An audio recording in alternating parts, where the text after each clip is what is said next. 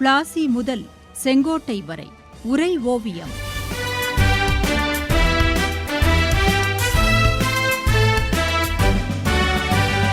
சும்மாவா வந்தது சுதந்திரம் என்பது, சும்மாவா வந்தது.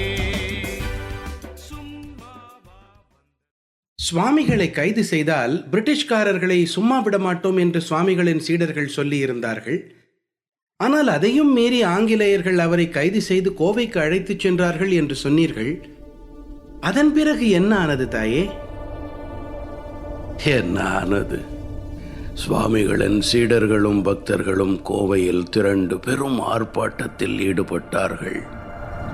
கோவை நகரின் கொந்தளிப்பான சூழ்நிலையை கலெக்டர் E.B. தாமஸ் அரசுக்கு தெரியப்படுத்தினான். கோவை, பவானி இரு நகரங்களிலும் பழி தீர்க்கும் நோக்குடன் பலர் தெருவில் அலைந்து கொண்டிருப்பதாகவும், கோவை நகரமே அமைதி இழந்து மிகவும் பரபரப்பாக இருப்பதாகவும் தெரிவித்தான். சுவாமிஜியின் கைதை தொடர்ந்து அந்த நகரின் சூழ்நிலை மிகவும் அபாயகரமானதாகவே இருந்தது. கலெக்டர் சுவாமிகளை தனது கண்காணிப்பிலேயே வைத்திருந்தான். சொல்லப்போனால் கலெக்டர் அலுவலகமே சுவாமிகள் வைக்கப்பட்ட சிறைச்சாலையானது. அலுவலகத்துக்கு வெளியே திரண்டிருந்த மக்கள் எழுச்சியை கண்டு கலக்கம் அடைந்த கலெக்டருக்கு மக்கள் எழுச்சிக்கு அடிபணிவதை தவிர வேறு வழி ஏதும் இருக்கவில்லை. எனவே சுவாமிகளுக்கும் சீடர்களுக்கும் சேர்த்து ஜாமீன் தொகையாக 400 ரூபாயை கட்டச் சொல்லிவிட்டு சுவாமிகளை விடுவிக்க ஆணை பிறப்பித்தான். அதற்கு முன் பெருங்கூட்டத்தை கட்டுப்படுத்த தேவையான நடவடிக்கைகளை மேற்கொள்ளுமாறு உத்தரவிட்டான். முக்கியமாக அந்த பெருங்கூட்டத்தினிடையே சுவாமிகள் எதுவும் உணர்ச்சிகரமாக பேசிவிடக்கூடாது, அரசுக்கு எதிரான உரை எதுவும் நிகழ்த்திவிடக்கூடாது என்பதில் கவனமாக இருந்தான்.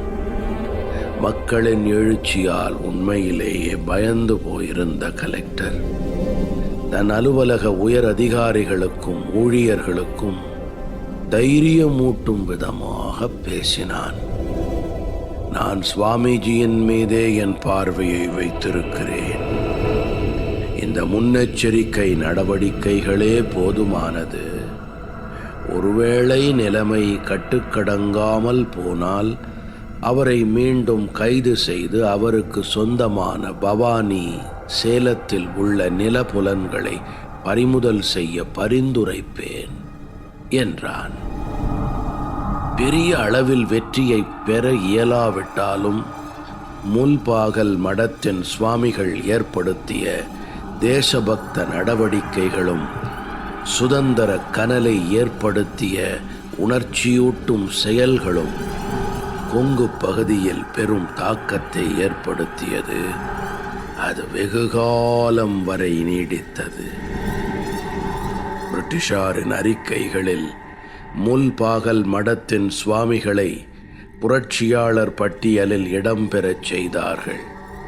1857 செப்டம்பர் 17 முடிகார் பிராமன் என்று குறிப்பிடப்பட்டு ஒரு புரட்சியாளராகவே இனம் கண்டார்கள்.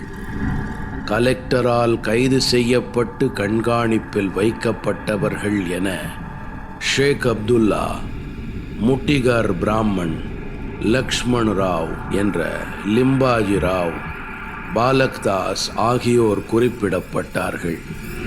இதுபோல் எழுச்சி கனலை ஏற்படுத்தியோர் பலர். 1857 டிசம்பர் மாதத்தில் மெட்ராஸ் மாகாண அரசின் சுற்றறிக்கை எண் 798 படி மேலும் 7 புரட்சியாளர்களை தடுத்து நிறுத்தி வேலூர், கொச்சின், கூர்க் பகுதியிலிருந்து கோவைக்கு கொண்டு வந்ததாக பதிவு செய்தார்கள்.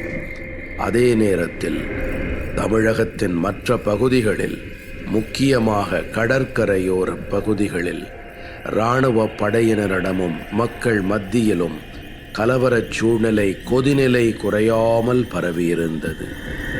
புரட்சிக்காரர்கள் மற்றும் இராணுவ படைப்பிரிவினரின் நடமாட்டம் கடற்கரையை ஒட்டிய பகுதிகளில் இடைவிடாமல் இருந்தது. பெங்கால் இராணுவ வீரர்களின் நடமாட்டம் வங்காளம், ஒரிசா, ஆந்திர பகுதி, தமிழகம் என இந்தியாவின் கிழக்கு கடற்கரை பகுதிகள் வழியே இருந்தது. இது பிரிட்டிஷ்காரர்களுக்கு பெரும் அச்சத்தை கொடுத்தது. அதனால் கடற்கரையோர பகுதி மாஜிஸ்ட்ரேட்டுகளுக்கு பிரிட்டிஷ் மேலிடம் ஒரு முக்கியமான சுற்றறிக்கையை அனுப்பியது. அது என்ன தெரியுமா?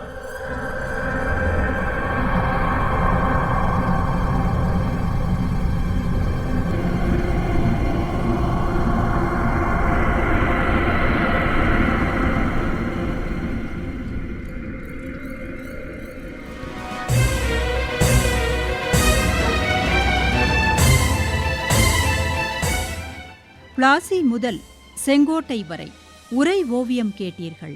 போரிலே இறங்கிவிட்டால் இன்னல் சூழும் தெரியும். பெற்ற தாய் பசித்திருப்பாள், பிள்ளைக்கு அது புரியும்.